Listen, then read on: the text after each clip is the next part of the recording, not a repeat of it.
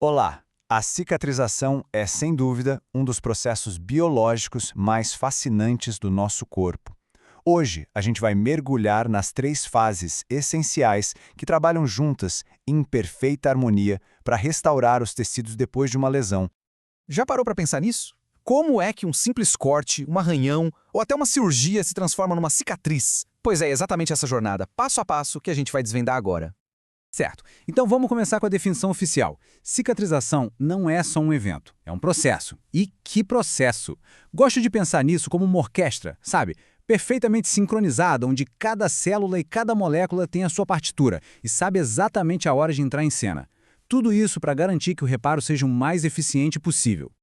E este aqui é o nosso mapa para hoje. Vamos entender o que é a cicatrização, depois vamos fundo em cada uma das três fases e no final a gente amarra tudo, entendendo por que isso é tão importante na prática clínica do dia a dia.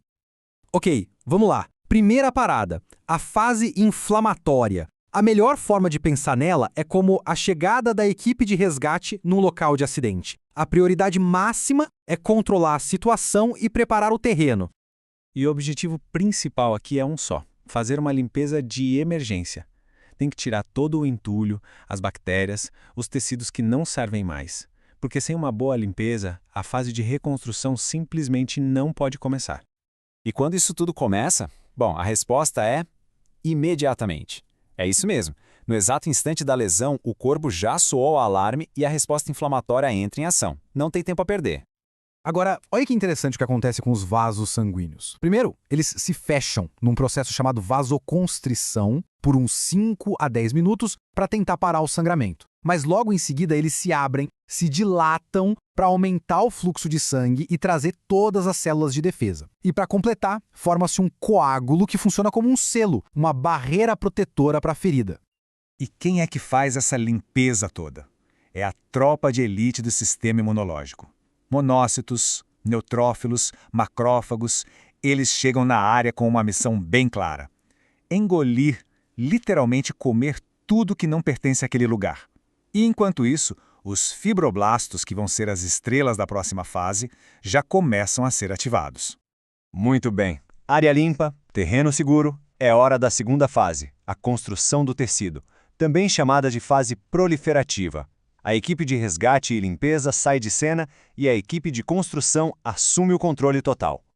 Essa fase não começa na mesma hora. Ela costuma dar as caras umas 48 a 72 horas depois da lesão, e o trabalho pesado pode durar até 2 semanas. É um período de intensa atividade focado em reconstruir o que foi perdido. E o que acontece de tão importante aqui? Basicamente, 4 processos-chave. Primeiro, os fibroblastos começam a produzir colágeno, que é a estrutura do tecido novo. Depois, forma-se o tecido de granulação, aquele tecido vermelhinho e brilhante. Aí vem a epitelização, que é como se fosse um fechamento da superfície. E por fim, a contração, que puxa as bordas da ferida uma para perto da outra, diminuindo o tamanho dela.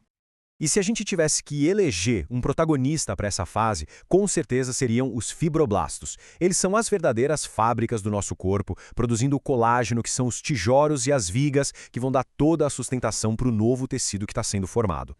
E aqui tem um detalhe fundamental. No começo, os fibroblastos produzem o colágeno tipo 3, que é mais flexível, como se fosse um andaime temporário. Mas com o tempo, esse andaime é substituído pelo colágeno tipo 1, que é muito, mas muito mais forte e resistente. É ele que forma a base da cicatriz final. Chegamos então à última fase, a maturação ou remodelamento. Pense que a obra principal acabou, mas agora é a fase de acabamento, de otimizar, de fortalecer toda a estrutura para que ela seja duradoura. E essa, disparado, é a fase mais longa de todas. Ela começa lá pelo 20º dia, mas pode se estender por muitos meses, às vezes até por um ano inteiro. É um processo lento, gradual, de puro refinamento da cicatriz. Agora um fato muito importante para a gente ter em mente. Apesar de todo esse processo maravilhoso, o tecido da cicatriz nunca vai recuperar 100% da força do tecido original. É um reparo fantástico, mas não é uma regeneração perfeita. Então, qual é o limite? A resposta é cerca de 80%. A força máxima que uma cicatriz consegue atingir, na melhor das hipóteses, é de 80% da força que a pele intacta tinha antes da lesão. E este gráfico aqui deixa isso bem visual, né? De um lado, a pele intacta, com sua força total de 100%, do outro, o tecido da cicatriz, que se estabiliza nesse patamar mais baixo. E entender isso é crucial para a gente compreender as limitações do processo de cicatrização. Certo. Agora que a gente já entendeu toda a biologia por trás, vamos conectar os pontos com a prática. Afinal, por que é tão fundamental para um profissional da saúde conhecer essas fases a fundo? O ponto-chave é este. As fases não são eventos isolados. Elas são totalmente interdependentes. Uma depende do sucesso da outra. A inflamação tem que limpar o terreno para a proliferação poder construir. E a proliferação precisa criar a base que vai ser fortalecida lá na maturação. É uma corrente. E é por isso que, aqui, conhecimento é poder. Saber em qual fase uma ferida se encontra ajuda a tomar as melhores decisões. Qual curativo usar, quando fazer uma intervenção, como evitar complicações. O objetivo é sempre trabalhar a favor desse processo natural do corpo, otimizando ele. E para a gente fechar, fica aqui uma reflexão. Vimos a cascata perfeita de eventos quando tudo corre bem. Mas e se uma dessas fases falha? O que acontece se a inflamação não vai embora? Ou se a construção para no meio do caminho? As respostas para isso nos levam a outro universo, o das cicatrizes problemáticas. Mas isso, claro, é assunto para um próximo encontro.